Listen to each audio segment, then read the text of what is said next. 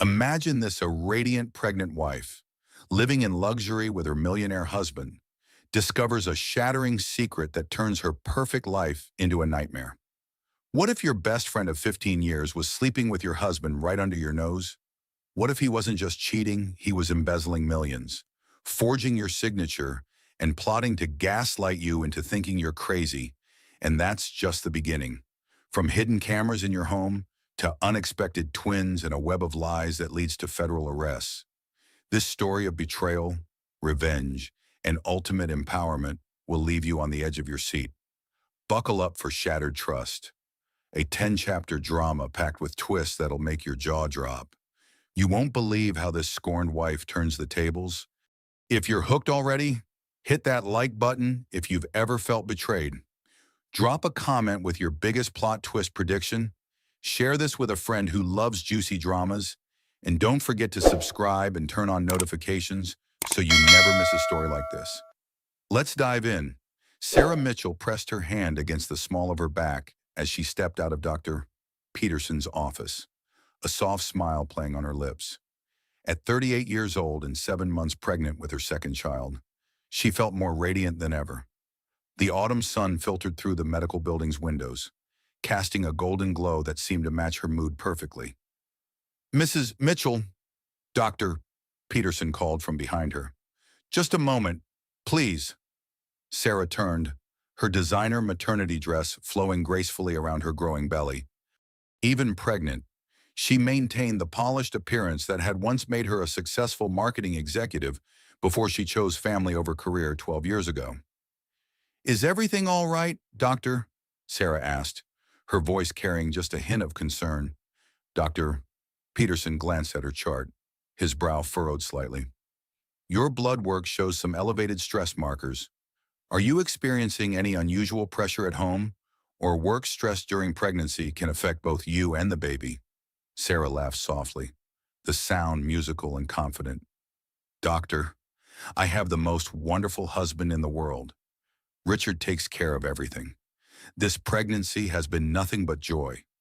She patted her belly affectionately. "Lily is going to have the perfect little brother or sister." The doctor nodded, but his expression remained thoughtful. "Well, just make sure you're getting plenty of rest. These markers concern me, even if you feel fine. Sometimes our bodies know things before our minds do." As Sarah walked to her silver Mercedes SUV in the parking garage, she dismissed the doctor's concerns completely. Her life was picture perfect. Richard's tech company was thriving. They lived in a beautiful 6-bedroom home in the most exclusive neighborhood, and their 8-year-old daughter Lily was excelling in private school. What could possibly be stressful about that? The drive home through their affluent suburb reinforced her sense of security. Manicured lawns, luxury cars and driveways, and the kind of quiet wealth that whispered rather than shouted. Sarah had grown up middle class, but Richard's success had elevated them in a world she sometimes still couldn't believe was hers. She pulled into their circular driveway, noting that Richard's black Porsche wasn't there yet. Good. She could prepare his favorite dinner as a surprise. Tonight felt special somehow, like the perfect ending to a perfect day. Inside their marble-floored foyer, Sarah kicked off her designer heels and padded to the kitchen in her stocking feet. The house felt enormous when she was alone, its open floor plan and vaulted ceilings creating an almost cathedral-like silence.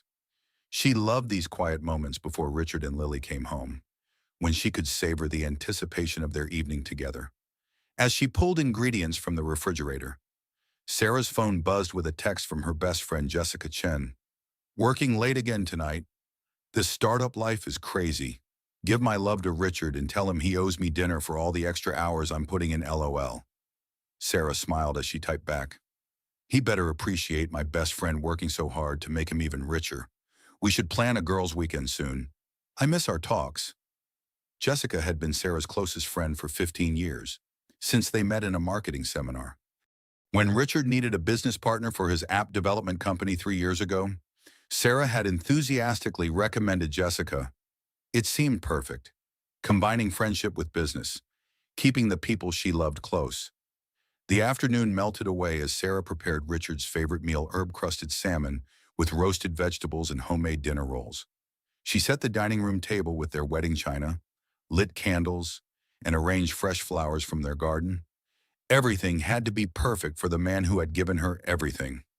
At 5:30, Sarah realized she'd forgotten to print the ultrasound photos from today's appointment. Richard would want to see them right away. She headed to his home office, knowing he kept the good printer there for his business documents. The office door stood slightly ajar, which was unusual. Richard was particular about keeping his workspace private. Sarah pushed it open, intending to quickly print the photos and leave. But Richard's laptop sat open on his desk, the screen glowing with an active conversation. Sarah's eyes fell on it involuntarily, and what she saw made her heart stop. The messaging app showed a conversation between Richard and someone named Jay.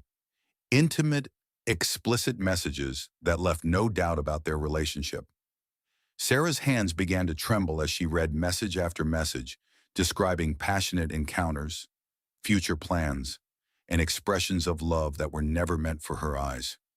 Can't wait to feel you inside me again tomorrow night at the Ritz. Room 412 like always. I'll wear that red lingerie you bought me. You're so much more exciting than her.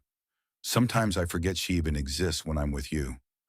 After the baby comes, we can finally be together openly. She'll be so focused on being a mother.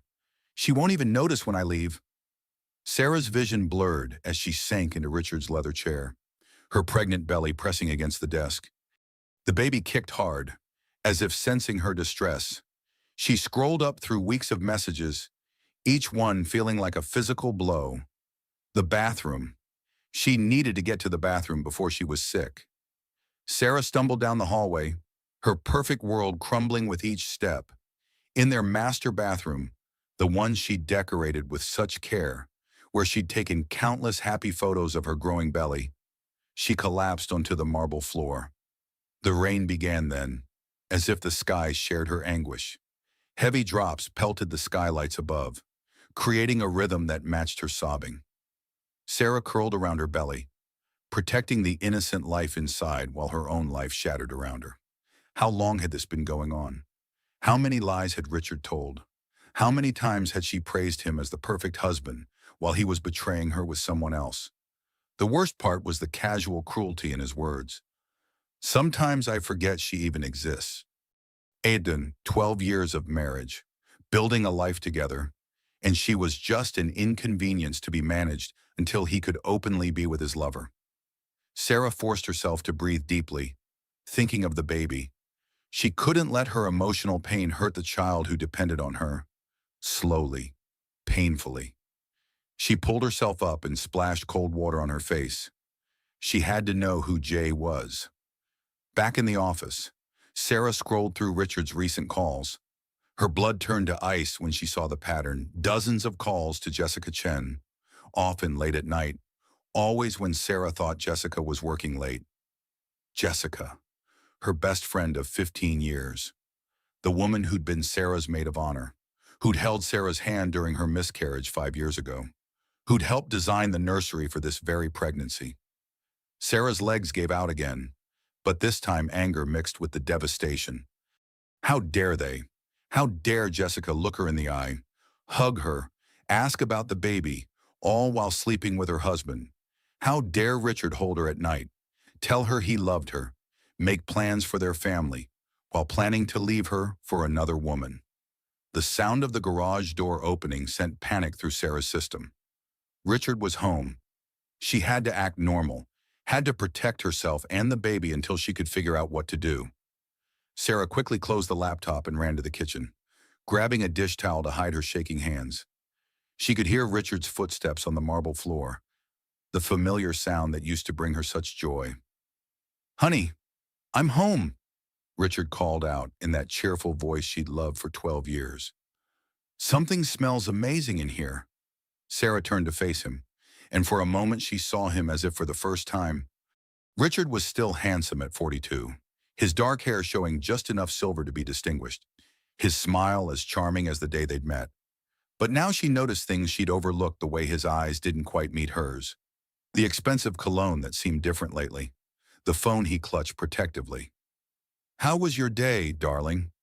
Sarah managed, proud that her voice sounded almost normal. "Oh, you know how it is," Richard said, kissing her cheek in a way that now felt mechanical. "Lots of meetings, lots of paperwork. Jessica's been working incredibly hard on the new project. I don't know what I'd do without her."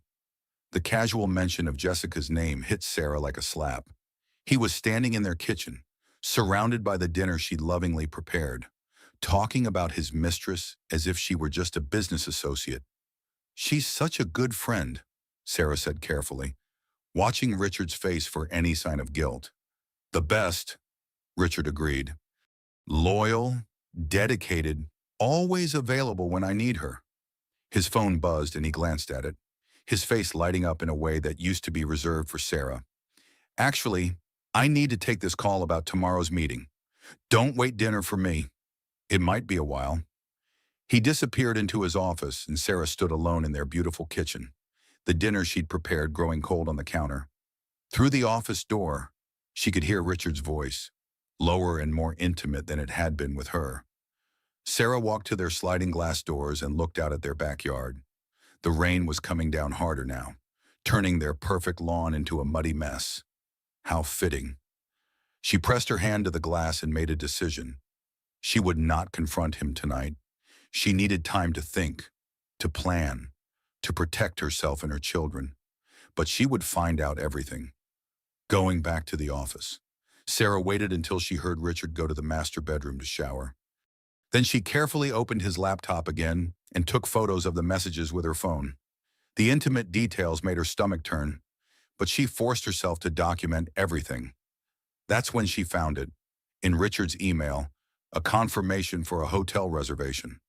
The Ritz-Carlton, room 412, checked in yesterday, checked out this morning. The name on the reservation, Mr. and Mrs. Richard Mitchell. Sarah's world tilted on its axis. Not only was Richard having an affair, but he was using her name, her identity, to do it. He was flaunting his betrayal in the most personal way possible. Her water broke then, warm fluid rushing down her legs onto the office carpet.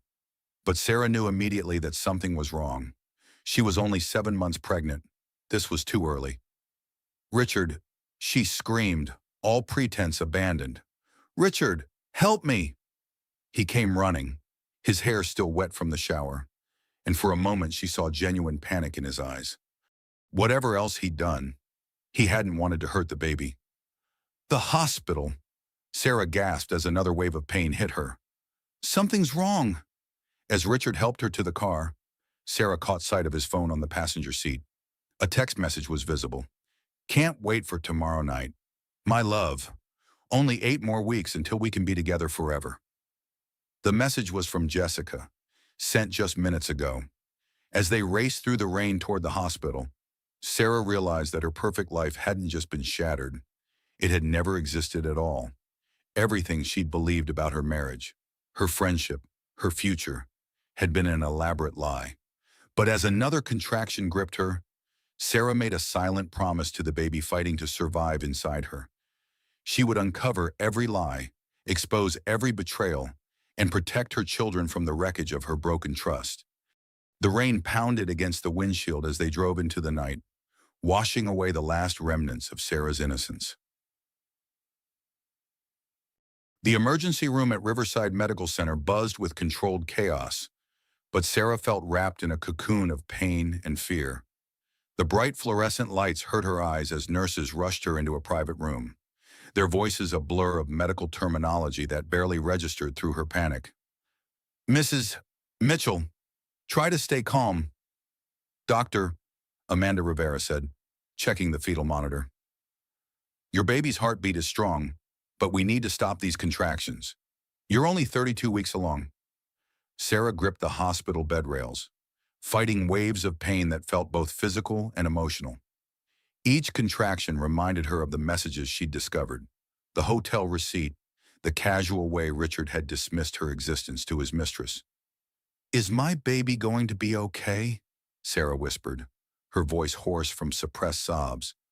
"We're going to do everything we can," Dr. Rivera assured her. "But I need you to try to relax. Stress can make preterm labor worse.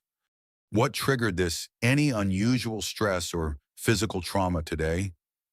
Sarah's eyes found Richard, who stood in the corner of the room looking appropriately concerned while his phone buzzed constantly in his pocket.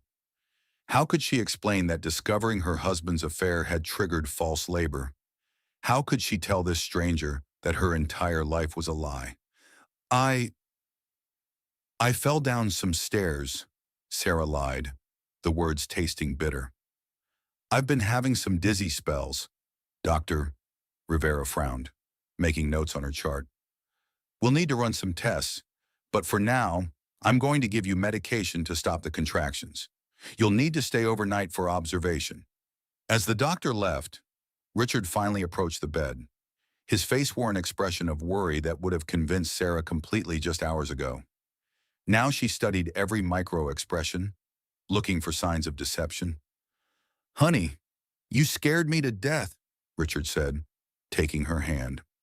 His thumb stroked across her knuckles in a gesture that used to comfort her. "When you screamed for help, I thought—" His phone buzzed again. Sarah watched his eyes flick toward it involuntarily before he caught himself. "Don't you need to answer that?" Sarah asked, her voice carefully neutral. "It might be important business." "Nothing's more important than you and the baby right now," Richard replied, but Sarah noticed he didn't silence the phone. A nurse entered with an IV bag and began preparing Sarah's arm. "This will help stop the contractions," she explained. "You should start feeling better soon." As the medication entered her system, Sarah felt her body beginning to relax, but her mind remained razor sharp. She watched Richard check his phone when he thought she wasn't looking, saw him type a quick message, noticed the way his face softened as he read the response. "Richard," Sarah said suddenly, "I've been thinking about the stress Dr. Peterson mentioned. Maybe we should talk about what might be causing it." Richard's hand stilled on hers. "What do you mean?" "Well, you've been working such long hours lately. All those late meetings with Jessica. I barely see you anymore." Sarah kept her voice light, conversational, but she was watching him like a hawk. "You know how it is with the business," Richard said, his tone becoming slightly defensive. "Jessica and I have been putting together a huge deal that could set us up for life. Sometimes we have to work around the clock." "Of course," Sarah agreed. "She's been such a good friend to both of us. I'm so grateful you can work so closely with someone we trust." Richard relaxed slightly, probably thinking he'd successfully deflected her concerns. She really has been incredible. So dedicated, so understanding of what the business needs. The door opened and Sarah's heart nearly stopped. Jessica Chen walked in carrying a beautiful bouquet of white roses and baby's breath, her face a picture of concern and friendship. "Sarah, oh my God, I came as soon as Richard texted me," Jessica said, rushing to the bedside. "How are you feeling? Is the baby okay?" Sarah stared at her best friend, this woman who'd been in her wedding, who'd helped her through her miscarriage, who'd spent countless hours planning this very pregnancy. Jessica looked exactly the same as always. Perfectly styled black hair, designer clothes that managed to be both professional and feminine. The warm smile that had drawn Sarah to her 15 years ago. But now Sarah saw things differently. The way Jessica's eyes lingered on Richard. The subtle way she positioned herself closer to him than to Sarah. The expensive jewelry that seemed new and far beyond what Jessica's salary should allow. "I'm better now," Sarah said carefully. "Just some early contractions. The doctor says stress might have triggered them." "Stress?" Jessica's concern seemed genuine. "What could you possibly be stressed about? You have the perfect life, amazing husband, beautiful daughter, this gorgeous baby on the way." The irony of her best friend listing all the things she was in the process of destroying wasn't lost on Sarah. "I know. I'm so lucky. Richard takes such good care of me." "He really does," Jessica agreed, and Sarah caught the subtle look that passed between Jessica and Richard.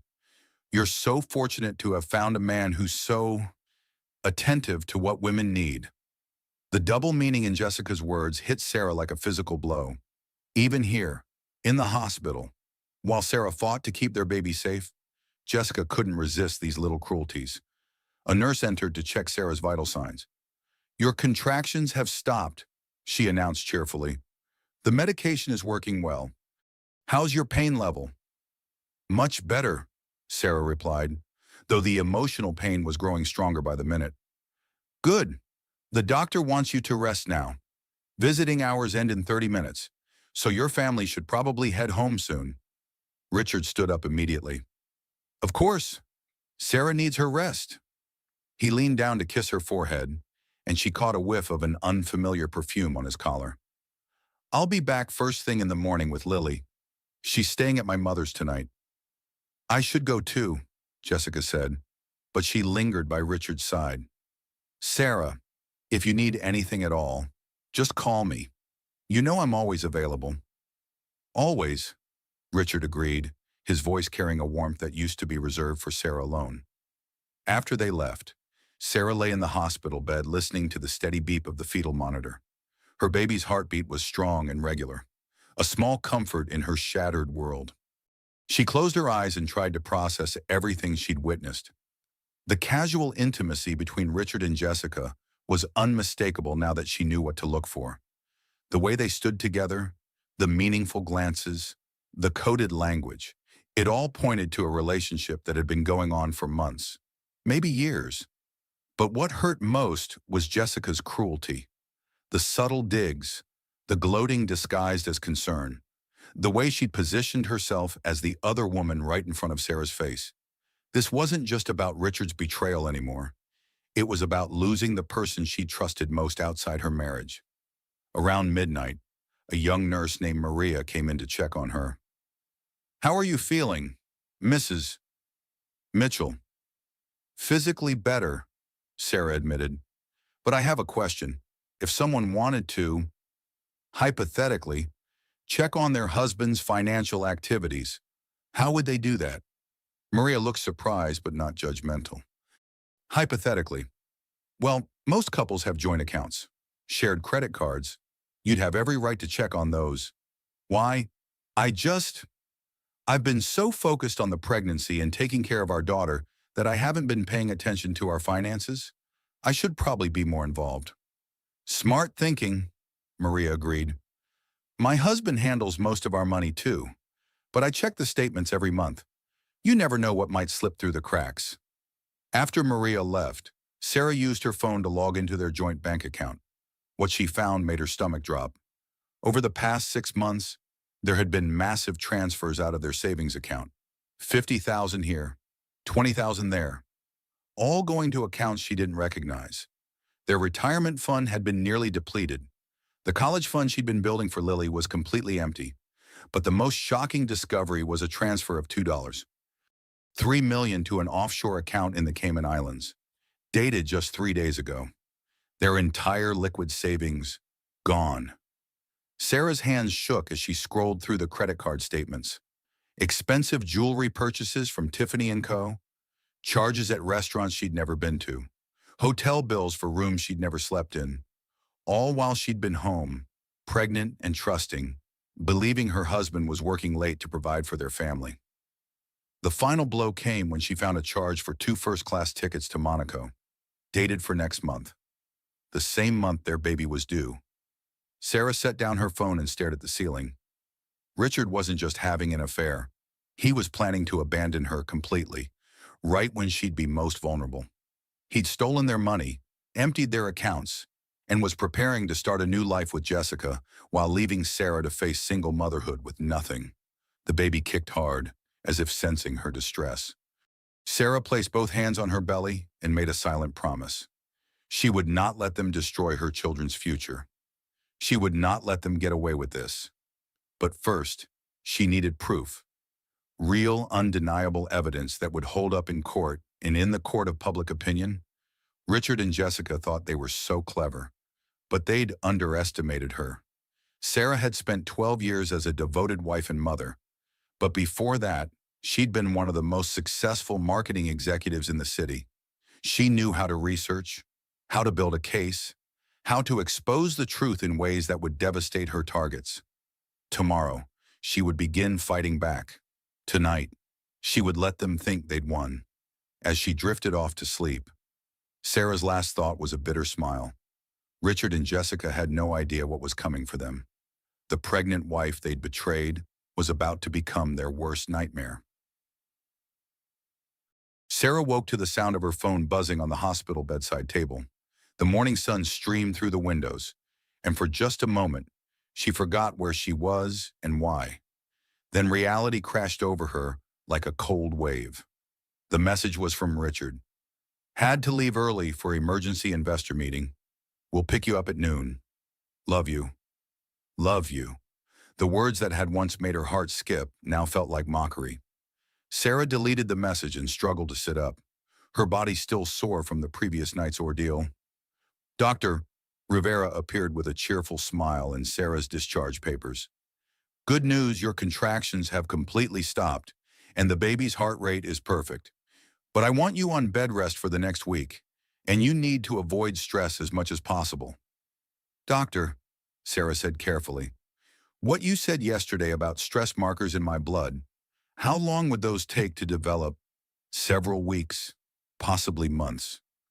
Doctor, Rivera replied, whatever's been causing your stress has been building for a while. Even if you weren't consciously aware of it? Sarah nodded grimly. Her body had been trying to tell her something was wrong long before her mind caught up. After the doctor left, Sarah called her mother-in-law to arrange for Lily to stay another night. I just need a day to rest, she explained, hating the lies but knowing she needed time to investigate without arousing suspicion. At noon sharp, Richard appeared with flowers and his most charming smile. How's my beautiful wife feeling today? Better, Sarah replied, studying his face. Though I keep thinking about what might have caused the stress. Maybe I should be more involved in our finances. I feel so guilty that you handle everything alone. Something flickered in Richard's eyes, so briefly she almost missed it. Sweetheart, you don't need to worry about money. That's my job. Your job is growing our baby and taking care of yourself. But what if something happened to you? Sarah pressed. I wouldn't even know where to start. Maybe you could show me the accounts, just so I'm prepared. Sarah, honey, you're recovering from a medical scare. This is exactly the kind of stress the doctor told you to avoid. Richard's voice carried a note of irritation disguised as concern. Trust me, everything is perfectly fine. The drive home was quiet, but Sarah noticed Richard's phone buzzing constantly. Each time, he glanced at it with barely concealed eagerness before remembering she was watching. Their house looked the same from the outside, but Sarah felt like she was entering enemy territory. Every beautiful room, every carefully chosen piece of furniture, every family photo now felt contaminated by lies. Why don't you rest in bed while I catch up on some work? Richard suggested. I'll bring you lunch in a little while. Perfect. Sarah waited until she heard Richard's office door close, then quietly made her way to their bedroom computer. She had some investigating to do. The first shock came when she tried to access their joint credit card account online. The password had been changed. When she called the bank, they informed her that Richard had requested her access be temporarily suspended for security reasons just 2 days ago. The second shock came when she called their investment advisor, someone she'd worked with for 8 years. Mrs. Mitchell, Bob Harrison's voice was carefully neutral. I was actually planning to call you today. I wanted to discuss the major portfolio changes your husband authorized last week. What changes? Sarah's blood ran cold. The liquidation of your retirement accounts, the children's education funds, and the sale of your stock portfolio. I have to say, I was surprised you didn't call to discuss it first, given how involved you've always been in these decisions. Sarah gripped the phone tighter. Bob, I need you to be very clear. How much money are we talking about? Well, after penalties and taxes for early withdrawal, approximately $4.2 million was transferred to accounts I don't have access to. I assumed you and Richard were making some kind of major investment or purchase. $4.2 million. Gone. Bob, I need copies of all the paperwork for these transactions sent to my personal email immediately. And I need you to tell me, legally, Was my signature required for these withdrawals? Actually, yes. Your signature was on all the documents. I have copies right here. Sarah's hands began to shake. Can you fax me those signature pages right now? 10 minutes later, Sarah stared at documents bearing her forged signature. Richard had been practicing her handwriting, probably for months. The signatures were good enough to fool a bank employee who didn't know her personally. But Sarah knew her own handwriting, and this wasn't it. She was still staring at the fax documents when her phone rang. Jessica's name appeared on the screen. Sarah, how are you feeling? Sweetie? I'm okay, Sarah replied carefully. Resting at home. Good. Listen, I know this might seem like strange timing, but I wanted to talk to you about something important. Can I come over for a few minutes? Every instinct screamed at Sarah to say no, but she needed to know what Jessica was planning. Of course, Richard's working from home, so it'll be nice to have some girl time. 20 minutes later, Jessica arrived looking polished and confident in a designer suit that probably cost more than most people's monthly salary. She settled into the living room chair across from Sarah with the air of someone who owned the place. Sarah, honey, I've been thinking about what you said at the hospital, about being stressed and not knowing why. Yes. Well, I hate to be the one to bring this up, but I've been worried about you for a while. You seem so isolated. You gave up your career. You don't have many friends outside of me and Richard. And now with another baby coming? Jessica paused, as if choosing her words carefully. I'm concerned you might be developing some kind of depression. Sarah blinked, genuinely stunned by the audacity. Depression? It would explain the stress markers, the early labor, even the paranoid thoughts you mentioned about wanting to check on your finances. Richard's told me you've been asking some strange questions lately. Richard discussed my questions with you. Oh, honey, don't be upset. He's just worried about you. We both are. Jessica leaned forward with fake sympathy. There are some wonderful therapists who specialize in pregnancy-related mental health issues. I could help you find someone. The manipulation was so breathtaking that Sarah almost admired its audacity. Jessica and Richard weren't just stealing her money and her husband. They were trying to gaslight her into thinking she was mentally unstable. That's so thoughtful of you, Sarah said slowly. But I feel fine mentally. In fact, I feel more clear-headed than I have in months. Something flickered in Jessica's eyes. Well, of course you think you feel fine. That's often how these things work. The person experiencing the depression is the last to recognize it. Jessica, can I ask you something as my oldest friend? Anything. If you discovered that someone close to you was lying to you, betraying your trust in the most fundamental way, what would you do? Jessica's expression didn't change, but Sarah caught the slight tension in her shoulders. I suppose it would depend on the situation. Sometimes people think they're being betrayed when really they're just misunderstanding things. Hormones can make us see threats that aren't really there. Hormones, Sarah repeated flatly. Pregnancy hormones are incredibly powerful. They can cause paranoia, mood swings, irrational jealousy. It's completely normal, but it can be dangerous if left untreated. Sarah stood up slowly, using her pregnancy as an excuse for the deliberate movement. Jessica, you've been my best friend for 15 years. In all that time, have I ever struck you as paranoid or irrational? Of course not, but... And have I ever given you any reason to question my mental health or judgment?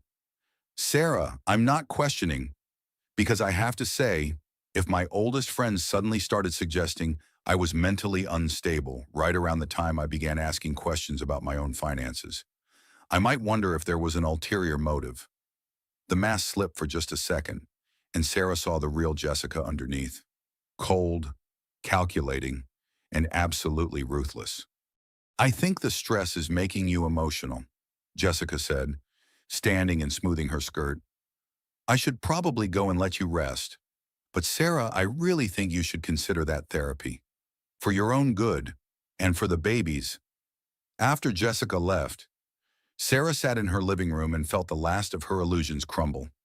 They weren't just planning to leave her. They were planning to make her look mentally unstable in the process. If she tried to fight the divorce or the financial arrangements, they'd claim she was having a psychological breakdown. It was brilliant, actually. The pregnant wife, overwhelmed and hormonal, imagining betrayals that didn't exist. Who would believe her against Richard's word and Jessica's concerned testimony? Sarah walked to the kitchen and poured herself a glass of water, her hands steady for the first time in 24 hours. They'd made one crucial mistake in their planning. They'd underestimated her.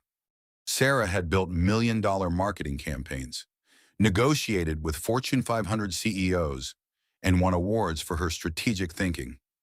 The skills that had made her successful in business were exactly what she needed now.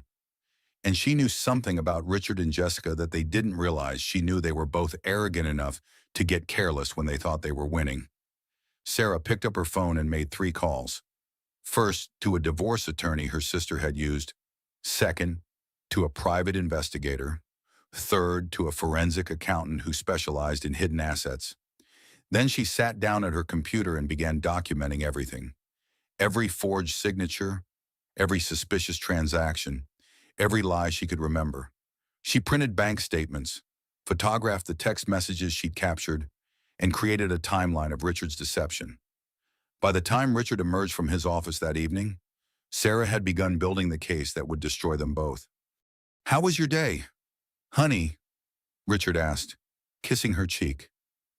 "Jessica said she stopped by. She's worried about you." "She's such a good friend," Sarah replied, her voice perfectly calm. "Always looking out for me." "The best," Richard agreed. "What would we do without her?" As they sat down to dinner, Sarah watched her husband lie to her with practiced ease. But for the first time since discovering his betrayal, she felt something other than pain. She felt power. The pregnant wife betrayed was about to become the millionaire's worst nightmare. Sarah waited 3 days before making her move. 3 days of playing the obedient wife while Richard worked late, emergency meetings, and Jessica sent concerned texts about her mental health. 3 days of careful planning while her enemies thought they'd won. On Thursday morning, Sarah suggested meeting Jessica for coffee at their usual spot, a trendy cafe in downtown that held 15 years of friendship memories. The same place they'd celebrated Sarah's engagement, mourned her miscarriage, and planned Jessica's career moves. How fitting that it would also be where their friendship died. Jessica arrived looking polished and confident, sliding into the booth across from Sarah with her usual warm smile. "You look so much better. I was worried about you after our conversation the other day." "I've been doing a lot of thinking," Sarah said, stirring her decaf latte. "About what you said, about therapy, about my mental state, about paranoia." "Good. I'm so glad you're being open to help," Sarah nodded thoughtfully. "You know what's interesting? Though I decided to test myself, to see if my suspicions were really just hormone-induced paranoia, or if there might be some basis in reality." Jessica's smile faltered slightly. "What do you mean?" "Well, I thought about the person I trust most in the world besides Richard. The person who would never lie to me, never betray me, never hurt me. And that person is you, Jessica. So I decided to ask you directly." Sarah leaned forward, her voice conversational, but her eyes laser-focused on Jessica's face. "Are you having an affair with my husband?" The silence stretched between them like a taut wire.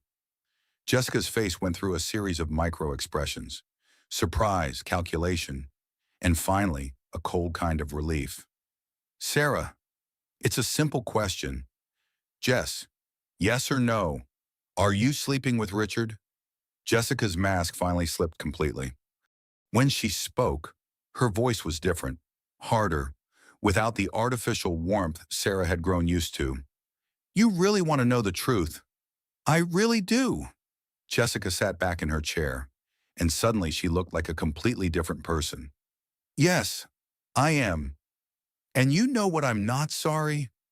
The admission hit Sarah like a physical blow, even though she'd been expecting it. Hearing it confirmed was different from suspecting it. How long? Sarah asked quietly. 2 years, Jessica replied, and there was something almost like satisfaction in her voice. 2 years of giving him everything you couldn't, excitement, passion, ambition, a partner who actually understands his business instead of just spending his money. I gave up my career for our family. I thought that's what we both wanted. Jessica laughed, the sound sharp and cruel. That's what you wanted. You wanted to play house, to be the perfect little wife and mother. But Richard needed more than that. He needed someone who could match his energy, his drive, his vision for the future. Someone like you. Exactly like me. Jessica's eyes glittered. Do you know how long I've watched you take him for granted? How many times I've listened to you complain about his work schedule, his travel, his ambition? You have the most incredible man in the world, and you treated him like a paycheck and a sperm donor. Sarah felt anger rising in her chest, hot and clean. So you decided to console him. I decided to show him what a real woman looks like. Someone who appreciates his success instead of resenting it. Someone who can be a true partner in business and in bed. And the money. The $4.2 million that disappeared from our accounts. Jessica's smile turned predatory. Oh, that. Yes, I know about that too. Richard needed startup capital for our new venture. Our joint venture. Both business and personal. You helped him steal from his own family. I helped him invest in his future. Your future was always going to be limited. Sarah, you're getting older. You're having more babies. You're more dependent and less interesting every year. Richard deserves better than watching his life shrink to suburban mediocrity. Sarah stared at this woman she'd trusted for 15 years, trying to reconcile the person sitting across from her with the friend who'd held her hand through labor, who'd helped her pick out her wedding dress, who'd promised to be godmother to this very baby. You planned this, Sarah said slowly. All of it. Getting close to Richard through the business, gaining his trust, seducing him. I didn't have to seduce anyone, Jessica replied coolly. Richard came to me. He was starving for intellectual stimulation, for someone who could challenge him. You were just there, background noise in his life. And now we're going to be together openly. Richard is filing for divorce next week. He'll offer you a generous settlement, enough to buy a nice little house, maybe put Lily through state college. You should take it gratefully and move on with your life. Sarah felt something crystallize inside her, hard and unbreakable. And if I don't, Jessica leaned forward, her voice dropping to a whisper, then things will get very difficult for you. You're already showing signs of mental instability, the paranoid questions, the early labor from stress, the inability to handle basic financial information. It would be so easy to document a complete psychological breakdown. You'd destroy me to get what you want. I'd do whatever it takes to protect what's mine. And Richard is mine now. Sarah, he has been for 2 years. You've just been too self-absorbed to notice. Sarah sat back in her chair, studying Jessica's face. The transformation was complete. The woman across from her was a stranger wearing her best friend's features. There's just one thing I don't understand, Sarah said finally. What's that? Why are you telling me all this now? Why not just let me discover it during the divorce proceedings? This seems unnecessarily cruel, even for you. Jessica's smile turned genuinely warm for the first time in the conversation. Because I want you to understand exactly how thoroughly you've lost. I want you to know that I'm better than you in every way that matters to Richard. And I want you to spend every day for the rest of your life knowing that your best friend took your husband and your life, and there's nothing you can do about it. Sarah nodded slowly, as if absorbing this information. Then she reached into her purse and pulled out her phone. That's a fascinating perspective, Jessica. Really enlightening. She tapped the screen and Jessica's voice filled the air. Yes, I am. And you know what, I'm not sorry. Jessica's face went white. You recorded me? I recorded everything, Sarah said calmly. Every admission, every threat, Every detail about the stolen money and the planned psychological manipulation.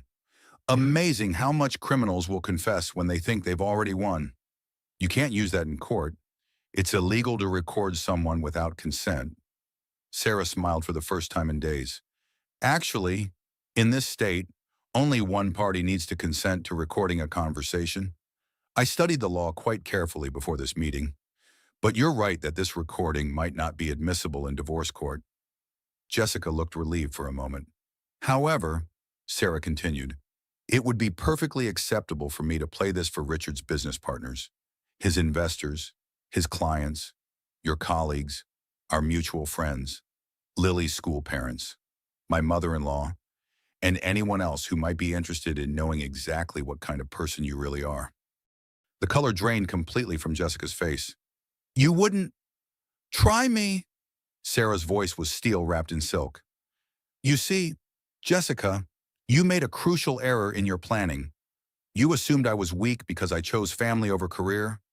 You thought I was stupid because I trusted the people I loved. But weakness and stupidity aren't the same thing, and you're about to learn the difference. Sarah stood up, her pregnancy making the movement deliberate and powerful rather than awkward. I'll see you in court, Jessica. And when this is over, everyone will know exactly who you are and what you've done. You wanted to destroy my life. Let's see how yours holds up under the same scrutiny. As Sarah walked away, she heard Jessica call after her. Sarah, wait, we can work something out. But Sarah didn't turn around. She had work to do, and not much time to do it. The pregnant wife betrayed had just declared war, and she intended to win. That evening, Sarah waited until Richard left for what he claimed was a client dinner, though she knew from the cologne he'd applied and the care he'd taken with his appearance that it was actually a romantic evening with Jessica. She watched from their bedroom window as his Porsche disappeared down their tree-lined street. Then she moved into action. For the first time in 2 years, Sarah broke into Richard's private basement office. The room was exactly as she remembered. Dark wood paneling, expensive leather furniture, and state-of-the-art computer equipment. Richard had always been paranoid about privacy, installing a separate security system for this space and making it clear that even Sarah wasn't welcome here. Now she understood why. Sarah sat down at Richard's desktop computer, grateful for the years she'd watched him type his passwords. His arrogance had always been his weakness. He used the same password for everything, Success 2023, as if he was afraid he might forget his own ambition. The computer unlocked immediately, and Sarah began her search. The first thing she found was a folder labeled Exit Strategy that made her blood run cold. Inside were detailed plans for disappearing with the embezzled money, complete with new identities, offshore accounts, and properties in non-extradition countries. But it was the timeline that truly shocked her. Richard had been planning this for over 3 years. Long before Jessica entered the picture, the affair wasn't the cause of his betrayal. It was just a convenient addition to an already established plan to abandon his family and start over. Sarah scrolled through document after document, each one revealing a new layer of deception. Forged signatures on loan applications, shell companies created to hide assets, business deals that existed only on paper to justify moving money offshore. Her husband wasn't just a cheating husband, he was a sophisticated white-collar criminal. Then she found the diary. Richard had kept detailed notes about his manipulation tactics, written with the clinical detachment of a psychological researcher. Sarah's hands trembled as she read entries about her own life. Sarah becoming suspicious about late nights, need to increase gaslighting about her hormonal behavior. Jessica suggested we plant seeds about postpartum depression for later use. Successful transfer of $500K today. Sarah didn't notice when I told her it was for business expansion. Her financial naivety continues to be useful. Date with Jessica at the Ritz tonight. Told Sarah I had food poisoning and couldn't eat dinner with her. She brought me soup in bed afterward. The irony is delicious. Need to accelerate timeline. Sarah's pregnancy means we have limited window before her maternal instincts make her more observant. Jessica agrees. Better to move now while S is distracted and vulnerable. Each entry was a knife to her heart, but Sarah forced herself to read every word. She photographed each page, each document, each piece of evidence that revealed the scope of their betrayal. But the worst discovery was still to come. In a locked drawer, which opened easily with a hairpin, just like Richard to use expensive furniture with cheap locks, Sarah found Richard's real will, the one he'd hidden from his lawyer, from her, from everyone. According to this document, dated just 6 months ago, Richard left everything to Jessica Chen, designated as his business partner and companion. Sarah and the children were mentioned only to be specifically excluded from any inheritance. But there was more. A handwritten note in Richard's distinctive scrawl. If anything happens to me before the divorce is final, make sure Sarah never sees a penny. She deserves nothing after wasting the best years of my life. Sarah sat back in the leather chair, staring at the evidence of her husband's complete contempt for her and their children. This wasn't just about passion or midlife crisis. This was calculated, methodical destruction of everything she'd believed about their life together. Her phone buzzed with a text from Richard. Dinner running late. Don't wait up. Love you. Love you. Even now, even while he was probably in bed with Jessica, he continued the charade. Sarah was about to close the drawer when she noticed something else, a small digital camera hidden beneath some papers. She turned it on and scrolled through the photos, expecting to find more evidence of the affair. Instead, she found something far worse. The camera contained hundreds of photos of Sarah herself, taken without her knowledge.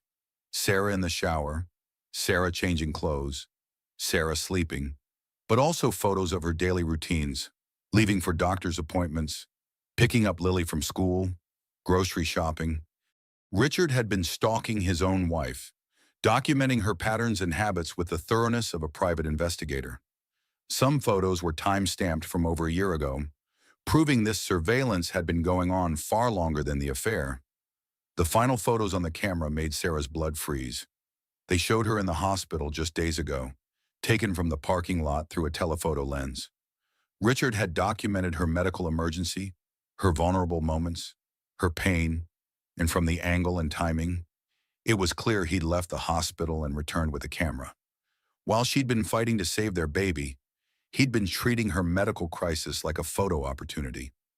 Sarah's hands shook as she copied the photos to a USB drive. The man she'd been married to for 12 years wasn't just a criminal. He was a predator who'd been stalking and documenting his own family. A sound from upstairs made her freeze. Footsteps in the kitchen. Richard was home early. Sarah quickly shut down the computer and gathered the evidence she'd printed, her heart pounding. She could hear Richard moving around upstairs, probably looking for her.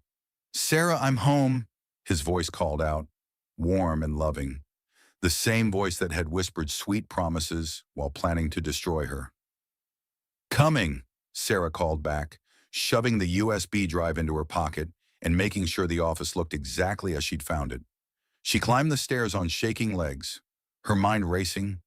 How long had he been watching her? How much did he know about her investigation? And how long before he realized someone had been in his office? Richard stood in the kitchen, still wearing his suit but with his tie loosened. He looked like a successful businessman coming home to his loving family, except Sarah could now see the calculation behind his smile. "How was dinner?" she asked, proud that her voice sounded normal. "Boring client stuff," Richard replied, but Sarah caught the subtle scent of Jessica's perfume on his clothes. "How are you feeling? Any more contractions?" "No, I'm fine. I spent the evening reading baby books." The lie came easily now. Richard kissed her cheek, and Sarah had to fight not to recoil. "I'm glad you're taking it easy. We need to keep you and the baby healthy." "Of course," Sarah agreed. "This baby is the most important thing in the world to me." "To both of us," Richard said, his hand resting on her belly. But Sarah noticed how quickly he pulled away, how his touch felt mechanical rather than loving. As they went through their bedtime routine, brushing teeth, changing clothes, the domestic rituals of a 12-year marriage, Sarah marveled at how well Richard played his part. If she hadn't discovered his true nature, she might have continued believing in their happy marriage for years. But lying in bed next to him that night, listening to his breathing slow into sleep, Sarah felt like she was sharing a bed with a dangerous stranger. Every sound he made, every movement, reminded her of the photos he'd taken, the surveillance he'd conducted, the clinical way he documented her life while planning to destroy it. Around 2 a.m., Richard's phone buzzed with a text message. In his sleep, he reached for it automatically, and Sarah saw Jessica's name on the screen along with a preview of the message. Can't wait for tomorrow night. I bought something special to celebrate our... The rest was cut off, but Sarah didn't need to see more. Tomorrow night was Friday, exactly 1 week since she'd discovered the affair. They were probably planning to celebrate the successful completion of their deception, but Sarah had different plans for tomorrow night. She slipped out of bed and padded to the bathroom, where she called her divorce attorney on her cell phone. Margaret, it's Sarah Mitchell.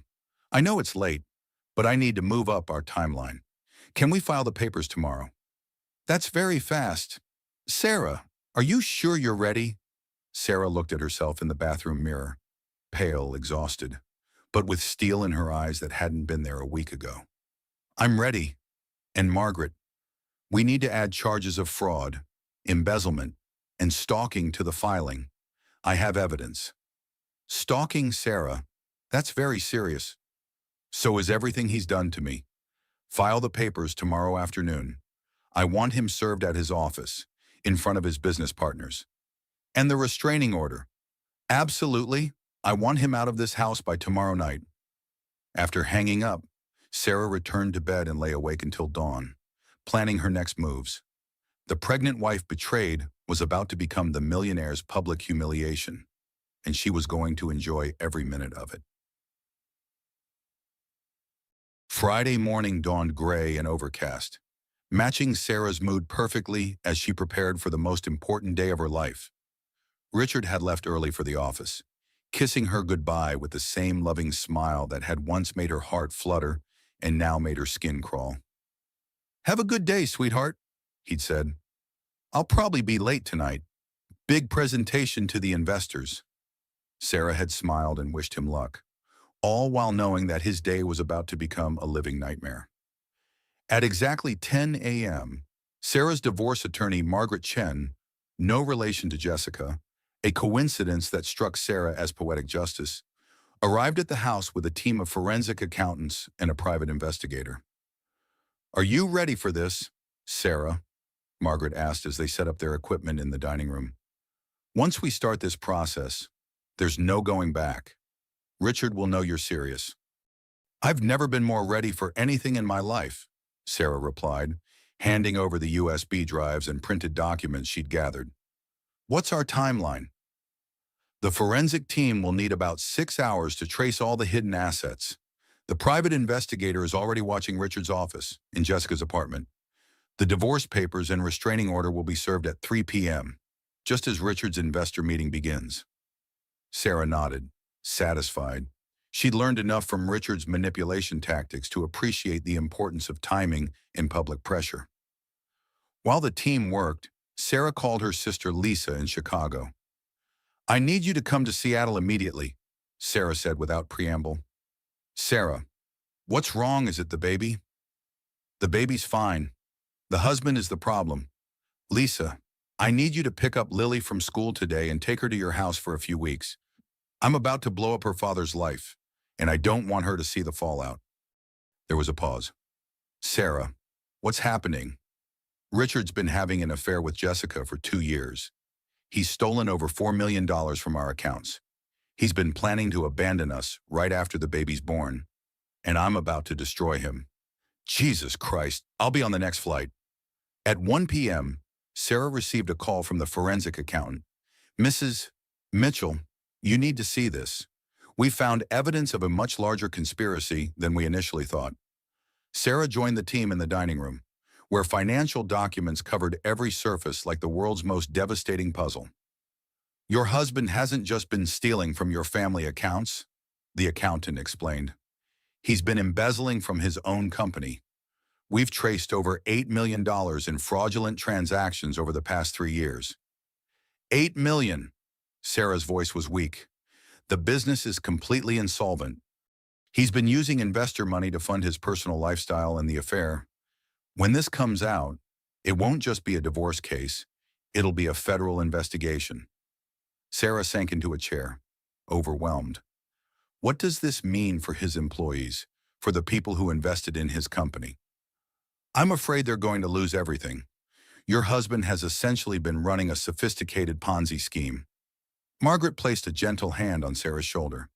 Sarah, this is bigger than we anticipated.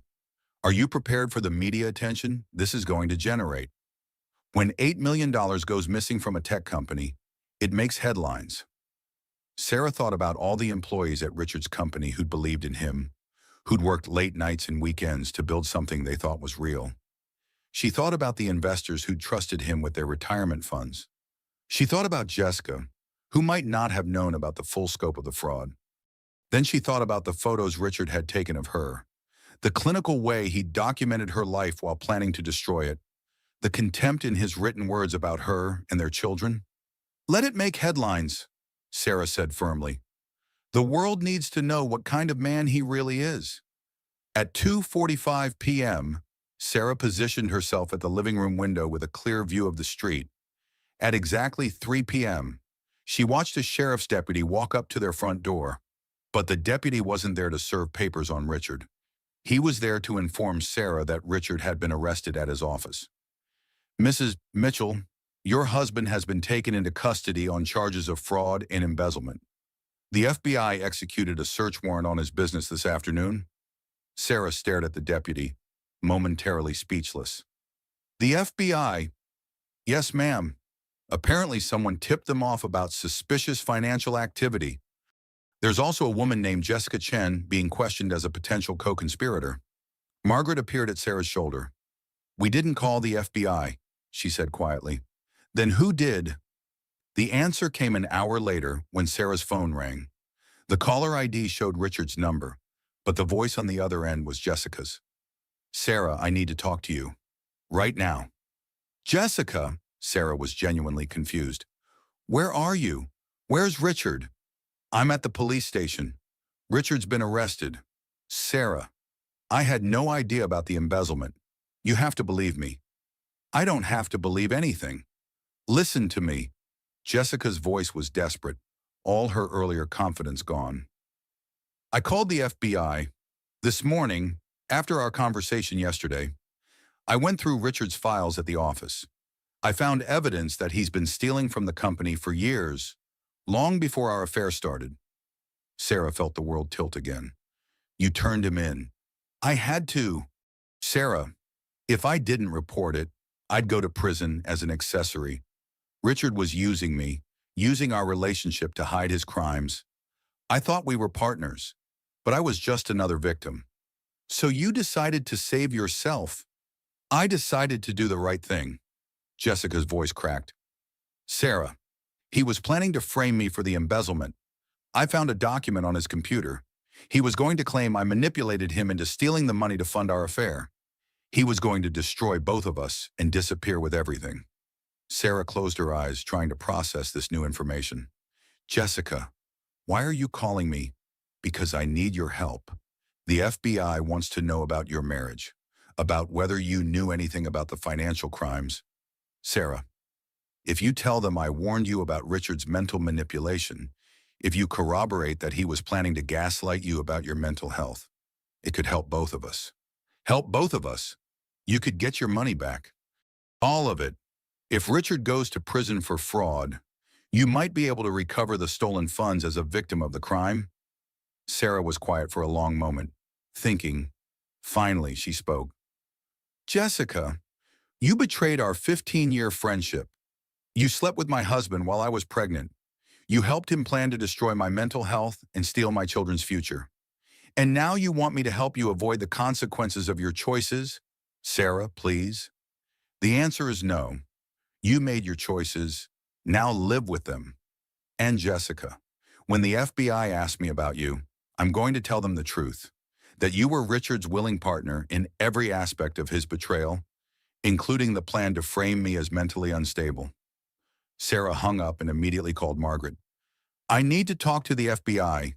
Today, I have evidence that Jessica Chen was not just Richard's mistress, she was his co-conspirator in planning my psychological destruction. As evening fell, Sarah stood in her empty house, Richard in jail, Lily safe with her aunt, the forensic team gone with boxes of evidence, and felt something she hadn't experienced in weeks. Peace. The millionaire's empire was crumbling. His affair was national news, and his carefully constructed facade was in ruins. But for the first time since discovering his betrayal, Sarah felt like she could breathe. Her phone buzzed with a text from an unknown number. "This isn't over. You'll pay for destroying everything." Sarah looked at the message and smiled. She forwarded it immediately to the FBI agent handling Richard's case, along with a note. "I believe this constitutes harassment and possibly a threat from Richard Mitchell, currently in federal custody." Then she poured herself a glass of milk, put her feet up, and began planning her new life. The pregnant wife betrayed had won the first battle, but she had a feeling the war was just beginning. The stress of the past week finally caught up with Sarah at 3 a.m. Saturday morning. She woke to familiar contractions, but this time they felt different, stronger, more purposeful. At 33 weeks pregnant, she was still too early, but her body seemed determined to bring her child into the world. "Not yet, sweetheart," Sarah whispered to her belly as she called 911. "Mommy needs a little more time to make the world safe for you." The ambulance ride to the hospital was a blur of pain and panic, complicated by the media circus that had erupted around Richard's arrest. Sarah's pregnancy and the dramatic collapse of her marriage had become front-page news, and photographers were camped outside their house. Dr. Rivera met Sarah in the emergency room with concern and determination. "Sarah, we're going to do everything we can to stop this labor, but I need you to stay calm. How's your stress level been?" Sarah almost laughed at the understatement. "Well, my husband was arrested for embezzling $8 million. My best friend has been having an affair with him for 2 years. The FBI is investigating my finances, and there are reporters camped outside my house. Other than that, I'm feeling very zen." "Good Lord," Dr. Rivera muttered, checking the fetal monitor. "Let's get you stabilized and see what we can do about keeping this baby cooking a little longer." As the medical team worked around her, Sarah closed her eyes and tried to focus on positive thoughts. But every time she began to relax, her phone buzzed with another call from reporters, lawyers, or FBI agents. Finally, Margaret Chen arrived and took control of the situation. "All calls go through me now," Margaret announced, confiscating Sarah's phone. "You focus on staying pregnant. I'll handle the circus outside." "Any word on Richard?" Sarah asked between contractions. "He's been denied bail. The prosecutor argued he's a flight risk, given the offshore accounts and fake passport they found in his office safe. Jessica, on the other hand, made bail this morning. She's out. Her family posted the money. But Sarah, there's something else you need to know. The FBI searched your house this morning." Sarah's heart skipped. "What did they find? Nothing incriminating against you. Your financial records support your claims that you had no knowledge of the embezzlement, but they did find something interesting in Richard's basement office." Margaret pulled out a tablet and showed Sarah a series of photographs. Hidden cameras, professional surveillance equipment. "Sarah, Richard was recording you in your own home for over a year." The violation hit Sarah like a physical blow. "Recording me where?" "Everywhere. The bedroom, the bathroom, the kitchen. Hours of footage of you going about your daily life, completely unaware you were being watched." "Why?" Sarah's voice was barely a whisper. "The FBI thinks he was documenting your behavior to support an eventual claim that you were mentally unstable.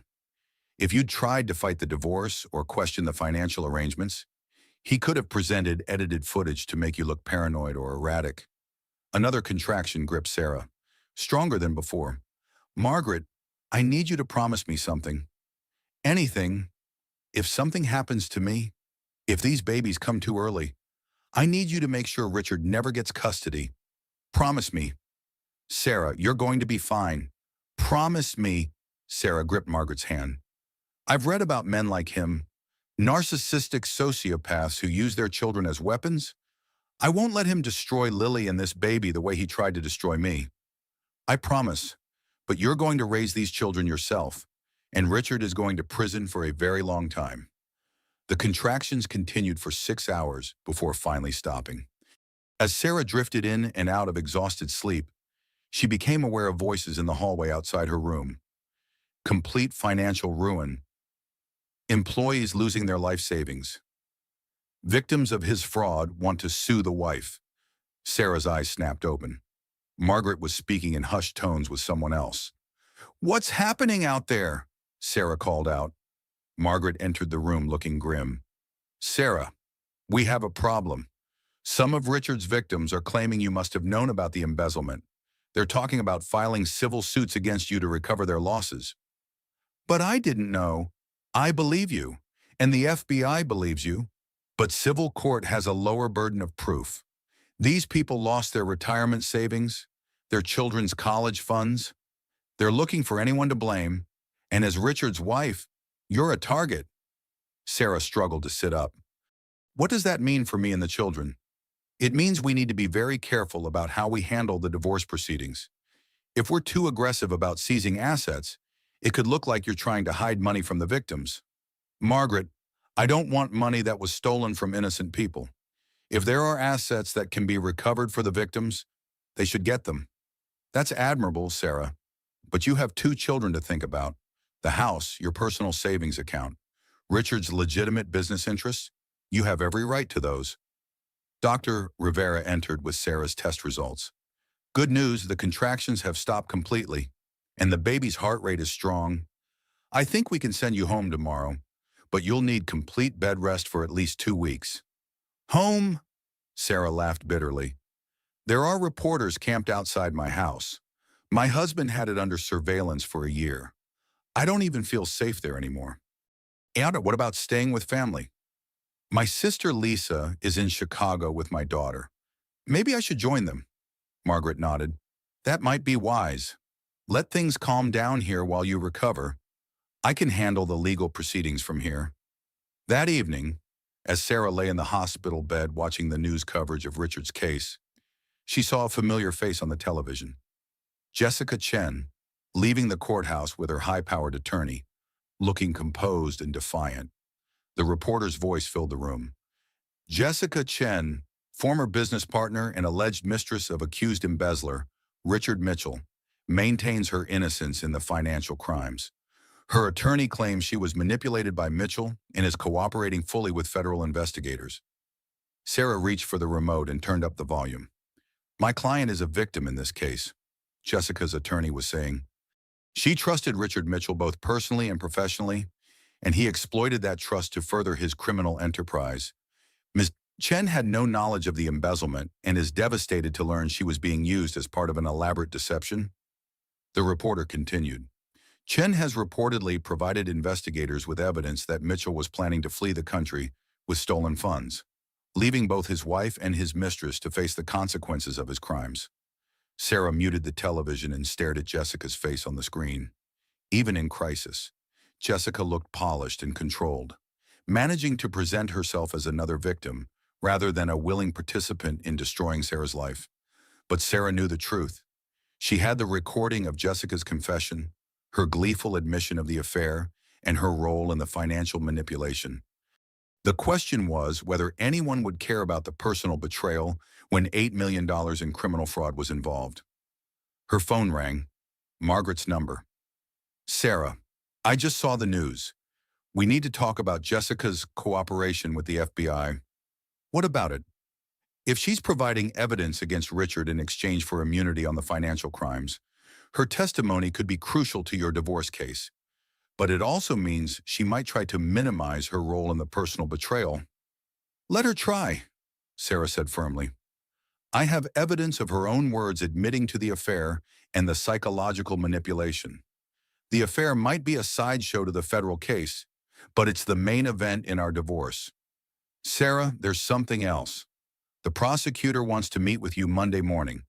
They think you might be able to provide insight into Richard's psychological state, his planning methods, his relationship with Jessica. They want me to help convict him." They want your perspective as someone who lived with him while he was committing these crimes. Your testimony could be the key to proving premeditation and ensuring he gets the maximum sentence. Sarah looked down at her belly, where her baby was finally resting peacefully after the day's drama. She thought about Lily, safe with her aunt but confused about why her father was on the news. She thought about all the employees and investors who trusted Richard and lost everything. Set up the meeting, Sarah said. It's time to make sure Richard faces the full consequences of his choices. As she drifted off to sleep, Sarah felt the baby kick gently, as if in agreement. They were going to survive this, both of them. And when it was over, Richard Mitchell would spend the rest of his life paying for the lives he destroyed. The pregnant wife betrayed was about to become the state's star witness, and she was going to make sure justice was served. Tomorrow. The call came at 5 a.m. on Tuesday morning, jolting Sarah awake in her sister's guest bedroom in Chicago. Dr. Rivera's voice was calm but urgent. Sarah, I need you to get to the hospital immediately. We're seeing some concerning changes in your baby's heart rate, and I want to monitor you closely. Sarah's blood went cold. What kind of changes? Irregular patterns that suggest the baby might be under stress? It could be nothing, but at 34 weeks, we can't take any chances. How quickly can you get here? Lisa was already reaching for her car keys before Sarah hung up the phone. The 90-minute drive to the airport felt like an eternity, every minute filled with Sarah's desperate prayers that her baby would be okay. The flight to Seattle was a nightmare of turbulence and anxiety. Sarah sat gripping the armrests, feeling every bump as a potential threat to her child. The businessman next to her kept glancing at her with concern as she struggled to breathe through the panic. Are you okay, miss? He finally asked. I'm 34 weeks pregnant, and there might be something wrong with my baby, Sarah replied, tears streaming down her face. Without hesitation, the man flagged down a flight attendant and arranged for Sarah to be moved to first class, where she could lie down properly. I have 3 kids, he explained. I know what that fear feels like. At the Seattle airport, Margaret was waiting with a wheelchair and a direct route to the hospital. The media circus had died down slightly, but there were still photographers lurking, hoping for a dramatic shot of the pregnant wife of the embezzler. Any updates? Sarah asked as they raced through traffic. The baby's heart rate has stabilized, but Dr. Rivera wants to keep you under constant monitoring. Sarah, there's something else. Richard is demanding to be present for the birth. Absolutely not. He's claiming parental rights. His attorney filed an emergency motion this morning. Sarah felt a contraction grip her abdomen, stronger than any she'd experienced.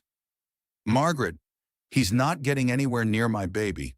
I don't care what rights he thinks he has. At the hospital, Dr. Rivera was waiting with a team of specialists. Sarah, I'm glad you're here. We need to talk about delivery options.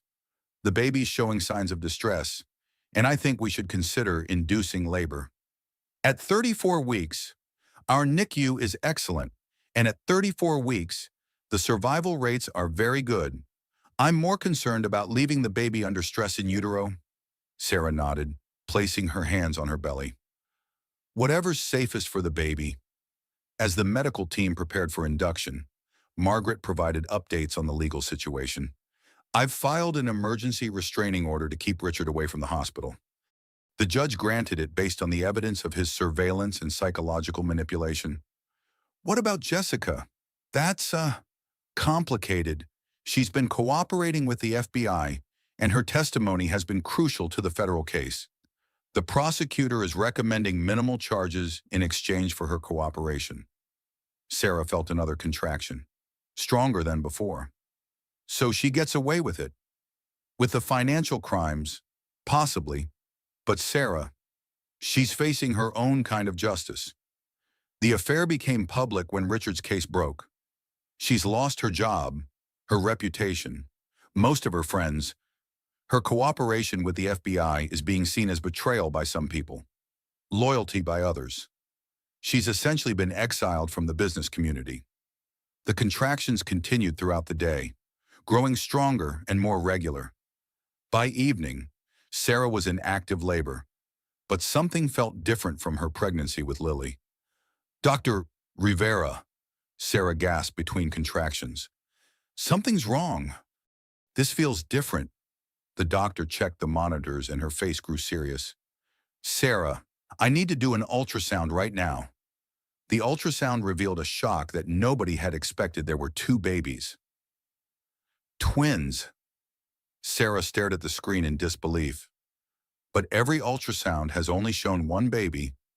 Sometimes the second baby hides behind the first, especially early in pregnancy. This explains why you've been experiencing more stress than expected. You've been carrying twins this entire time. Sarah began to cry, overwhelmed by the magnitude of everything that was happening. Two babies, two innocent lives who would grow up without their father because he'd chosen crime and betrayal over family. Are they both okay? Baby A is in good position and doing well. Baby B is smaller and showing some distress. We need to deliver them soon. The delivery was intense but mercifully quick. Baby A daughter Sarah named Hope, arrived at 7:23 p.m. weighing 5 pounds, 2 ounces. Baby B, a son Sarah named Justice, followed at 7:31 p.m. weighing 4 pounds, 8 ounces. Both babies were immediately taken to the NICU, but their cries were strong and their initial assessments were positive. Sarah lay in the delivery room, exhausted but euphoric, when Margaret appeared with disturbing news. Sarah, Richard somehow found out about the birth. He's been calling the hospital, demanding information. His attorney is filing another motion claiming he has the right to see his children. Over my dead body. There's more. Jessica has been asking about visiting you. She claims she wants to apologize. Sarah closed her eyes, trying to process everything while her body recovered from the surprise delivery. Margaret, I want maximum security on this room and on the NICU. Nobody gets near my children without my explicit permission. Already done. I've also arranged for private security guards. That night, as Sarah tried to rest between trips to the NICU to see Hope and Justice, she received an unexpected visitor. Dr. Rivera entered her room with a concerned expression. Sarah, I need to tell you something about your pregnancy that we discovered during the delivery. What is it? The twins aren't identical, which means they were conceived at different times. It's rare, but it's called superfetation. You conceived twice, probably about 2 weeks apart. Sarah stared at the doctor, trying to understand the implications. What does that mean? It means one of the babies might not be Richard's. The words hit Sarah like a thunderbolt. That's impossible. I never... But even as she said it, Sarah remembered a night about 2 weeks before she discovered the affair. Richard had come home late from a business dinner, and they'd been intimate. But then she remembered another night, earlier, when Richard had been particularly attentive and loving, probably out of guilt about the affair. We can do paternity testing if you want to know for certain. Dr. Rivera offered. Sarah was quiet for a long moment, thinking about the implications. If one of the babies wasn't Richard's, it would complicate the custody situation enormously, but it might also protect one of her children from Richard's influence. Yes, she said finally. I need to know. The paternity results came back 3 days later, while Sarah was in the NICU feeding Hope, who was thriving on breast milk and gaining weight steadily. Justice was still on breathing support but improving daily. Margaret delivered the news in person. Sarah, the results are unexpected. Tell me. Hope is Richard's biological daughter. Justice is not. Sarah looked down at the tiny boy in her arms, his perfect features peaceful in sleep. Then who? Sarah, do you remember having any intimate contact with anyone else around the time of conception? Sarah racked her brain, then suddenly remembered something that made her gasp. The fertility doctor, Dr. Harrison. What about him? When we were trying to conceive, he did an IUI procedure. But Richard wasn't available that day, so we used donor sperm as backup. I completely forgot. With everything that's happened, Margaret's eyes widened. So Justice was conceived through artificial insemination with donor sperm. It must have been, we did the procedure, and then Richard and I were intimate naturally a couple weeks later when I was still ovulating. Sarah, this changes everything. Richard has no legal claim to justice at all. For the first time in weeks, Sarah smiled genuinely. One of her children would be completely free from Richard's influence, completely protected from his manipulation and abuse. Margaret, I want this information sealed. I don't want Richard or anyone else to know about Justice's paternity until I decide what to do with it. Understood. But Sarah, this could be crucial leverage in the custody battle for Hope. Sarah looked at her two babies. Hope, who would always carry Richard's DNA but not his character. And Justice, who was a gift of science and fate that had protected him from Richard's poison. Let's focus on keeping Richard away from both of them for now, Sarah said. I'll figure out the rest later. As she sat in the NICU, feeding her twins and watching them grow stronger every day, Sarah realized that even in the midst of betrayal and destruction, life had given her unexpected gifts. Two perfect children who would grow up knowing the truth about their father, but also knowing they were loved unconditionally by their mother. The pregnant wife betrayed had become the mother of miracles, and she would protect those miracles with everything she had. 3 weeks after the twins' birth, Sarah sat in a federal courthouse waiting to testify against the man she'd once believed was the love of her life. Hope and Justice were finally home from the NICU, healthy and thriving, while Richard remained in federal custody awaiting trial. The prosecutor, a sharp-eyed woman named Amanda Foster, had spent hours preparing Sarah for this moment. Remember, Sarah, you're not just testifying about the financial crimes, Amanda had explained. Your testimony about Richard's psychological manipulation, his long-term planning, and his complete lack of remorse will help establish the pattern of deliberate criminal behavior we need for the maximum sentence. Now, as Sarah walked into the courtroom, she saw Richard for the first time since his arrest. He looked smaller somehow, his expensive suits replaced by an orange jumpsuit, his confident swagger reduced to nervous fidgeting. But when their eyes met across the courtroom, Sarah saw something that chilled her to the bone. Rage. Pure, unadulterated fury directed entirely at her. Richard's attorney, an expensive defense lawyer named Harrison Burke, had built his case around the claim that Richard was a man driven to desperate acts by business pressures and personal crisis. He was planning to portray Sarah as an unsupportive wife who drove her husband to seek comfort elsewhere. Sarah took the witness stand and placed her hand on the Bible, swearing to tell the truth about the man who had systematically destroyed everything she'd believed about their life together. Mrs. Mitchell, Prosecutor Foster began, can you tell the court about your marriage to the defendant? I thought we had a loving, supportive marriage, Sarah replied, her voice steady. I believed Richard when he told me he was working late to provide for our family. I trusted him completely with our finances, our future, our children's security. When did you first become aware that something was wrong? Sarah described finding the messages on Richard's computer, the discovery of the affair, the revelation about the stolen money. She told the court about the forged signatures, the surveillance cameras, the detailed diary of manipulation tactics. Mrs. Mitchell, I'm going to show you evidence item 47. Do you recognize this document? Sarah looked at the papers and nodded. This is Richard's diary, where he documented his plans to gaslight me about my mental health. He wrote about how my hormonal behavior during pregnancy would make it easier to convince people I was unstable. A murmur went through the courtroom. Even the judge looked disturbed. Can you read the entry dated March 15th for the court? Sarah's voice remained steady as she read Richard's own words. Sarah becoming suspicious about late nights. Need to increase gaslighting about her hormonal behavior. Jessica suggested we plant seeds about postpartum depression for later use. The key is to make her doubt her own perceptions while documenting her erratic behavior for future custody proceedings. When it was the defense attorney's turn, Burke tried to paint Sarah as a neglectful wife who had driven Richard to desperation. Mrs. Mitchell, isn't it true that you gave up your career and became completely financially dependent on my client? I gave up my career to raise our daughter and support Richard's business endeavors. Yes. And isn't it true that this created enormous pressure on my client to provide for a family that was entirely dependent on his success? Sarah looked directly at Richard as she answered, Mr.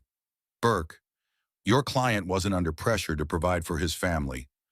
He was under pressure to fund an elaborate double life that included expensive gifts for his mistress, luxury hotel rooms for their affairs, and ultimately a plan to abandon his family entirely. But you acknowledge that your financial dependence created stress in the marriage. I acknowledge that Richard chose to steal over $8 million rather than have an honest conversation about our financial needs. I acknowledge that he chose to document my daily life with hidden cameras rather than discuss his feelings openly. I acknowledge that he chose to forge my signature on financial documents rather than ask for my input on major decisions. Burke tried several more approaches, but Sarah was unshakable. Every question gave her an opportunity to reveal another layer of Richard's deception, another example of his calculated cruelty.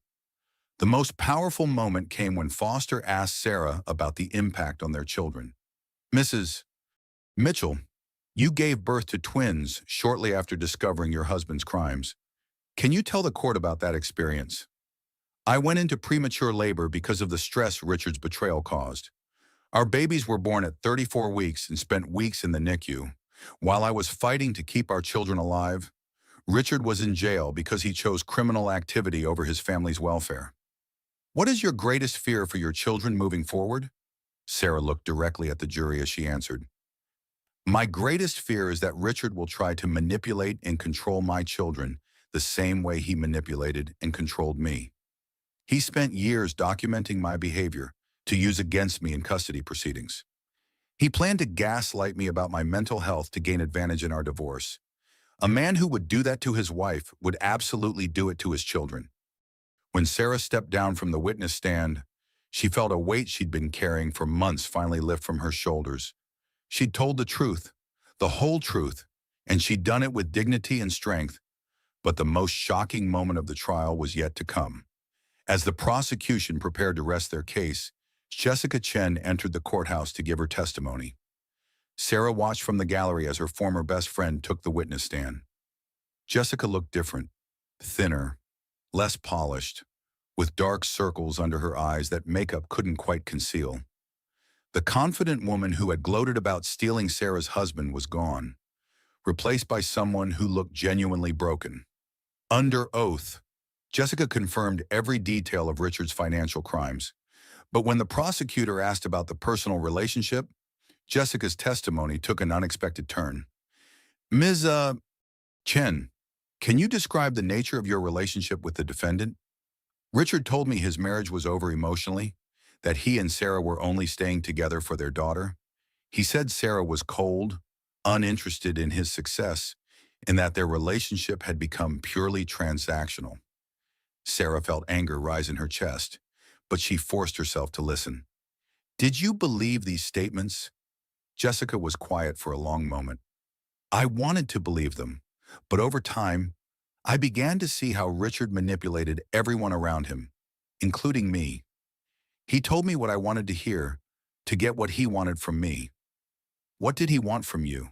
Initially, I thought he wanted a partner who shared his ambition, but I eventually realized he wanted someone who would help him steal from his own company and abandon his family without asking questions. The prosecutor pressed further. Mrs. Chen, did there come a time when you realized you were being manipulated? Yes. When I discovered he was planning to frame me for the embezzlement and disappear with all the money. He never intended to build a life with me. I was just another victim in his scheme. Sarah watched Jessica's face as she testified, looking for signs of deception or manipulation. But what she saw instead was something she'd never expected to see from Jessica: genuine remorse. Ms. Chen, do you have anything you'd like to say to the victims of these crimes? Jessica looked directly at Sarah as she answered. I'm deeply sorry for my role in destroying innocent lives. I convinced myself that what I was doing was justified because I believed Richard's lies about his marriage. But there's no excuse for participating in the destruction of a family, and I'll spend the rest of my life trying to make amends for the pain I've caused. After Jessica's testimony, the prosecution rested their case. The defense tried to argue that Richard was a man driven to desperation by circumstances beyond his control, but the evidence was overwhelming. The jury deliberated for less than 4 hours before returning a guilty verdict on all counts: fraud, embezzlement, money laundering, and racketeering. Richard was sentenced to 25 years in federal prison with no possibility of parole for 15 years. As the judge read the sentence, Sarah felt no joy, only a profound sense of closure. Justice had been served, but the cost had been enormous for everyone involved. Outside the courthouse, Jessica approached Sarah as reporters shouted questions from behind police barriers. "Sarah," Jessica said quietly, "I know you have no reason to listen to me, but I need you to know something." Sarah looked at the woman who had once been her closest friend, now a stranger marked by guilt and loss. "I recorded every conversation I had with Richard about his plans to destroy you psychologically. I've given those recordings to your attorney. If he ever tries to get custody or contact with your children, you'll have evidence of his stated intentions to manipulate them." "Why?" Sarah asked simply. "Because I realized too late that what we did to you was unforgivable. I can't undo the damage, but I can make sure your children are protected from him." Jessica walked away without another word, leaving Sarah standing on the courthouse steps with the weight of everything that had happened settling around her like snow. The pregnant wife betrayed had finally gotten justice, but the real work of rebuilding her life was just beginning. 1 year later, Sarah stood in the kitchen of her new home, a modest but comfortable house in a safe neighborhood with excellent schools, preparing breakfast for 3-year-old Lily and the twins, who were now healthy, happy 1-year-olds crawling everywhere and getting into everything. The house was smaller than the mansion she'd shared with Richard, but it was truly hers. The divorce settlement had been complicated by the criminal case, but ultimately Sarah had recovered enough assets to ensure her children's future was secure. More importantly, she'd recovered herself. The morning routine had become her favorite part of each day. Lily helping with Hope's breakfast while Justice banged his sippy cup on his high-chair tray, demanding attention. The chaos of single motherhood that had once terrified her now felt like the most natural thing in the world. "Mommy, when is Uncle David coming over?" Lily asked, referring to Dr. David Martinez, the therapist Sarah had been seeing to process the trauma of Richard's betrayal. Over the months, their professional relationship had slowly evolved into something deeper and more personal. "He'll be here for dinner," Sarah replied, wiping Justice's face as he grinned at her with 4 tiny teeth. "Are you excited to show him your art project?" "Yes, I made a picture of our family." Sarah's heart warmed as she looked at Lily's drawing stuck to the refrigerator with magnets. 4 stick figures labeled Mommy, Lily, Hope, and Justice stood in front of a house under a bright yellow sun. There was no figure for Richard. Lily had processed her father's absence with the resilience of childhood, especially with the help of family therapy sessions. The doorbell rang, and Sarah opened it to find David holding flowers and wearing the gentle smile that had helped her heal from months of emotional devastation. "How are my favorite people today?" he asked, scooping Lily into a hug while the twins babbled excitedly from their high chairs. "We're good," Sarah replied, and meant it completely for the first time in over a year. Over dinner, David mentioned some news that made Sarah pause. "I heard Richard's appeal was denied. The conviction is final." Sarah nodded, feeling only a distant sadness for the man Richard could have been if he'd made different choices. 25 years. He'll be in his 70s when he gets out. "Any regrets about testifying?" "None," Sarah said firmly. "He destroyed too many lives for me to feel sorry for him facing the consequences." After dinner, while David helped Lily with homework and the twins played on their activity mat, Sarah's phone rang. The caller ID showed an unknown number, which she normally wouldn't answer, but something made her pick up. "Hello, Sarah." The voice was unmistakably Jessica's, though she sounded different, older, more tired. "Jessica, how did you get this number?" I need to see you. There's something you need to know about Richard, about everything that happened. Something I never told the FBI. Sarah felt her stomach clench. Jessica, whatever it is, I'm not interested. My life is good now. I don't want to revisit any of that. Sarah, please. Richard didn't just betray you and steal money. There's something else, something that affects your children's safety. What are you talking about? I can't discuss it over the phone.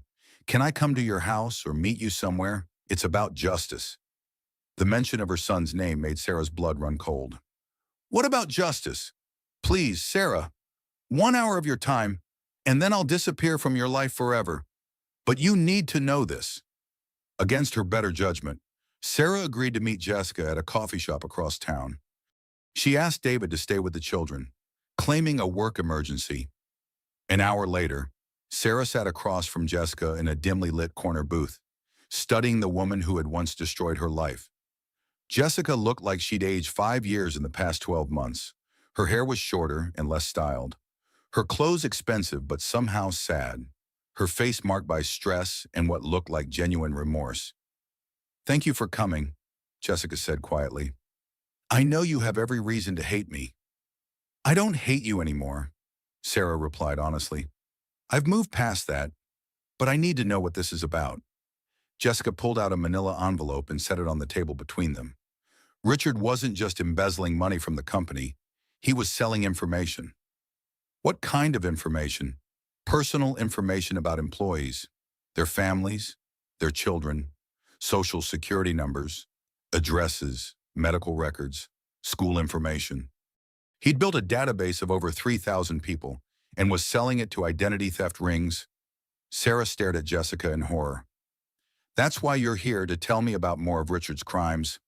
No, I'm here because your family was in that database. All of you. Lily's school records, your medical information, the twins' birth certificates. Sarah, Richard sold your children's identities to criminals. The coffee shop seemed to spin around Sarah as the implication sank in. What does that mean? It means there are people out there with access to your children's personal information. It means someone could use their identities to open credit accounts, apply for government benefits, even create false documents. How do you know this? Because I helped him compile some of the data, Jessica admitted, her voice barely above a whisper. I thought we were just organizing employee records for legitimate business purposes. I didn't realize what he was really doing until after his arrest, when I found encrypted files on his computer. Sarah felt rage building in her chest, but not at Jessica this time. Why didn't you tell the FBI? I tried, but by the time I figured it out, the statute of limitations had run out on some of the sales. The FBI said there wasn't enough evidence to bring additional charges. But Sarah, they told me to warn the victims. Jessica pushed the envelope across the table. This contains everything I could recover about what information was sold and to whom.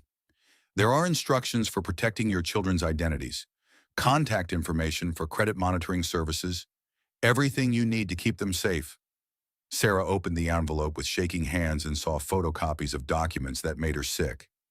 Justice's birth certificate, Hope's medical records, Lily's school enrollment forms, all stamped with codes that indicated they'd been sold to criminal networks.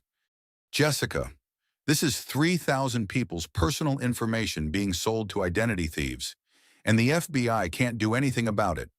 They're working on it, but these networks are sophisticated. The damage is already done for most of the victims. Sarah looked up from the documents, studying Jessica's face. Why are you really telling me this? Why risk reaching out to me when you could have just mailed this information anonymously? Jessica was quiet for a long moment, then spoke with more honesty than Sarah had ever heard from her. Because I realized that destroying your family wasn't just collateral damage in Richard's schemes. It was the plan all along. He didn't just want to steal money and run away with me. He wanted to completely annihilate any trace of his old life, including making sure your children could be victimized for years to come. And you're telling me this now because I have a son. Sarah's eyes widened. What Richard's son? Born 8 months ago, and when I realized what Richard had done to your children's identities, I understood that he would do the same thing to his own child if it served his purposes. The revelation hit Sarah like a physical blow. You have Richard's baby. I was pregnant when he was arrested. I never told him because I realized by then that he was a monster who would use his own child as a weapon if it benefited him. Sarah stared at Jessica, trying to process this information. Where is the baby now? Safe, with my parents in another state, under a different last name. I'm never going to tell Richard he exists. Jessica, that's his child. Whatever Richard did, that baby is innocent. Exactly, which is why Richard will never know about him. I've seen what he's capable of. Sarah, I won't let him destroy another innocent life. Sarah looked at the documents spread between them, evidence of crimes that would affect her children for years, possibly decades. But she also saw something else, a woman who had finally understood the true nature of the man they'd both been involved with. What do you want from me, Jessica? Nothing. I just wanted you to have the information you need to protect your children. And I wanted to apologize, not just for the affair, but for not realizing sooner that Richard was a predator who destroys everyone who gets close to him. As they parted ways in the parking lot, Jessica turned back one more time. Sarah, your children are lucky to have you as their mother. You saved them from him. Driving home, Sarah's mind raced with the implications of what she learned. Richard's evil had extended far beyond what anyone had realized, and the effects would continue long after his imprisonment. But as she walked into her house and saw David reading bedtime stories to Lily while the twins slept peacefully in their cribs, Sarah realized something important. Richard had tried to destroy her family, but he had failed. Her children were safe, loved, and growing up with truth instead of lies. She had built a new life based on honesty, trust, and genuine love. The pregnant wife betrayed had become a woman who couldn't be broken. And no matter what other secrets emerged from Richard's past, Sarah knew she was strong enough to protect her family from all of them. As she tucked Lily into bed and kissed the sleeping twins goodnight, Sarah whispered a promise that she intended to keep for the rest of her life. No one will ever hurt you the way your father hurt me. I promise. The story of betrayal had ended. The story of healing had just begun.